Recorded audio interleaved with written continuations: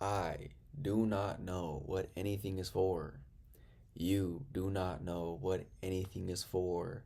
What's good, fam? We made it to lesson 25 of A Course in Miracles, and we're going to understand today why the both of us do not know what anything is for. We think we know what it's for. Remember what we talked about yesterday. Me and you, for the most part of our lives, just like the rest of the world who we learned from, are identifying ourselves with the ego and not even knowing that we're doing it. Me and you have fallen asleep to the fact that me and you are love and light. We are extensions of God, of pure positive source energy.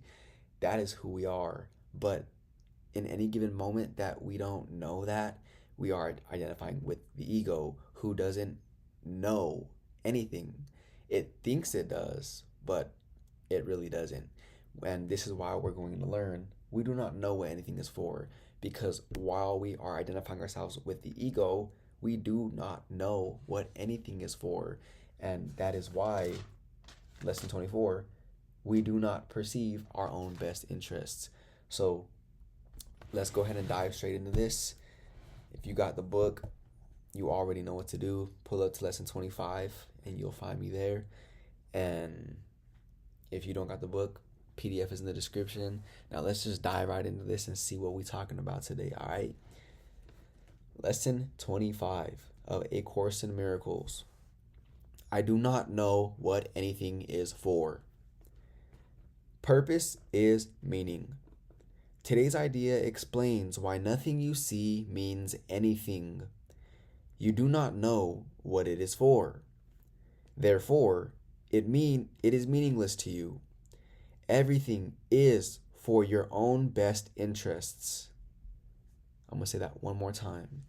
Everything is for your own best interests. That is what it is for.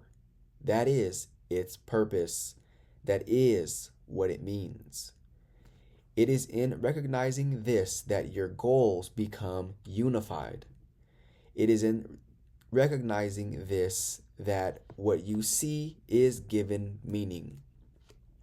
You perceive the world and everything in it as meaningful in terms of ego goals. These goals have nothing to do with your own best interests because the ego is not you. Thank God. This false identification makes you incapable of understanding what anything is for. As a result, you are bound to misuse it. When you believe this, you will try to withdraw the goals you have assigned to the world instead of attempting to reinforce them. Another way of describing the goals you now perceive is to say that they are all concerned with personal interests. Since you have no personal interests, your goals are really concerned with nothing. In cherishing them, therefore, you have no goals at all, and thus you do not know what anything is for. Before you can make any sense out of the exercises for today, one more thought is necessary. At the most superficial levels, you do not recognize purpose. Yet purpose cannot be understood at these levels. For example, you do understand that a telephone is for the purpose of talking to someone who is not physically in your immediate vicinity. What you do not understand is what you want to reach him for. And it is this that makes your contact with him meaningful or not. It is crucial to your learning to be willing to give up all the goals you have established for everything. The recognition that they are meaningless rather than good or bad is the only way to accomplish this. The idea for today is a step in the direction. 6 practice periods, each of 2 minutes duration, are required. Each practice period should begin with a slow repetition of the idea for today. followed by looking about you and letting your glance rest on whatever happens to catch your eye, near or far, important or unimportant, human or non human. With your eyes resting on each subject, you so select, say, for example, I do not know what this chair is for.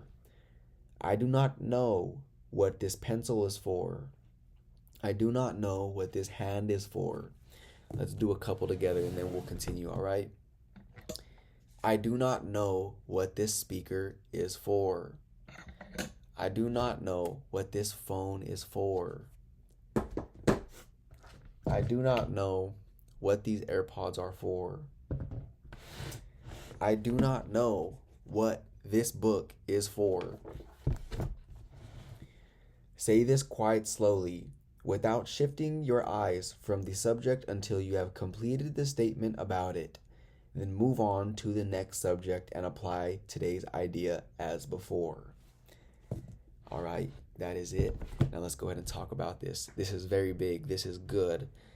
The reason that this course is so repetitive, as you've probably seen by now, is that it is getting us to build these neural pathways in our mind and strengthen them so that way they overpower our current beliefs and therefore make them obsolete, make them meaningless, make them no longer active because they are unimportant. What we currently believe right now is what is keeping us in sickness, in worry, in doubt, in the lack of the things that we desire, in that state of mind and situation that we don't want to be in. We are keeping ourselves there by maintaining this belief system that is not serving us. But because me and you are doing this repetition every day, and we are saying to ourselves, I do not know what this is for, and this is for, and this is for, and this is for. What we are doing is, remember, everything that we just pointed out, this speaker, those AirPods, my phone, this book, I really don't know what they're for. And the reason why we are saying this repetitiously is because, remember, everything is neutral. Everything you see in this world is neutral, including this body, which is not who you are. Everything we see is temporary and is perishable and is not going to be here one day and is neutral. But, however, our thoughts about these things are not neutral, because thoughts are not neutral. You are either positive, you are either thinking with God, you are either identifying yourself with who you really are, which is an extension of God, which is love and light. You are thinking, or you are negative. You are identifying yourself with the ego, who does not know anything, who you are identifying with the not thinking at all. So it's positive or negative. There is no neutral. There is no in between. You are either on this side or you are on this side with any thought that we think. So because I'm looking at this subject right now, this speaker, and I am literally in this moment projecting my beliefs onto the speaker and what I believe it's for, if I am thinking with God, I am going to see the real purpose that this serves. And if I'm identifying with the ego, I am looking at this and seeing what this can be used for in order to keep this individual right here who thinks it's an ego asleep. Because remember, the ego does not want what is best for you. It wants to keep you asleep, because whenever you are asleep to who you really are, the ego gets to kick back in the throne of your mind, which is exactly what it wants. But because we know, me and you, that everything's neutral, and we are stating with these various different items, I do not know what this is for, what we are doing is we are kind of erasing what we have written on every single thing we know to be. So by saying, I do not know what this speaker is for, I do not know what this shirt is for, I do not know what this hand is for, I am kind of erasing all of the meaning that I gave to these things. And now that I've erased it and it's a clear slate, a clean slate, now God's word is able to be projected on everything that I see. The real purpose for everything is now visible to me because I have regained my sight, because I am thinking now, because I woke up, because I am identifying myself with who I truly am. And remember, at the beginning of this lesson states, everything is for your own best interests. Everything, everything we see in this world, the Holy Spirit uses to interpret, to help us reawaken to the fact of who we really are. Everything is for our own best interests.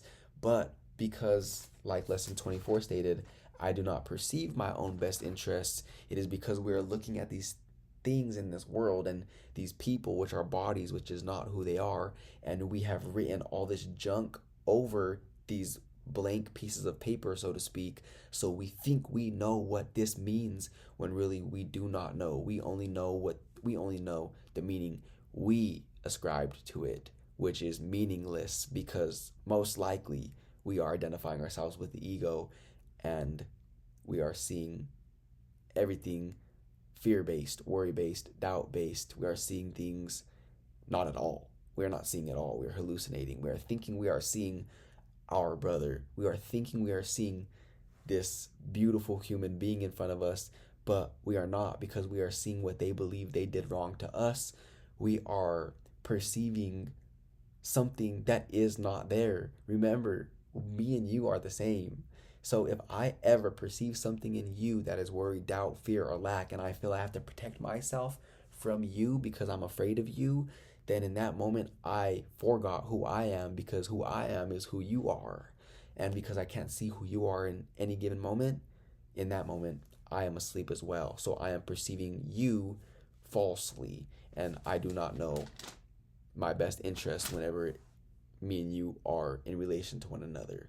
So this is a great lesson, and the repetition, do not get tired with the repetition, because I promise you we are going to continue using this terminology. It is going to be very repetitious, and I'm pretty repetitious whenever it comes to this information, because I've trained myself to be, so that way I can unlearn everything that I've known before, and it's working really well. And now that's what me and you are doing here together. So become in love with this journey, because there is really no journey at all, because in one instant you'll reawaken to who you really are. But the journey that me and you are on right now is practicing this long enough to where it becomes habitual, and we are unconsciously competent, like we've discussed in one of the previous lessons this month. We are unconsciously competent, meaning that we no longer have to try. This is effortless. This is autopilot. We are literally on cruise control in this state of mind, and we get to see what everything in this world is for, and life just becomes so much more meaningful whenever you are in this state of mind. So until tomorrow for lesson 26, I will catch you there.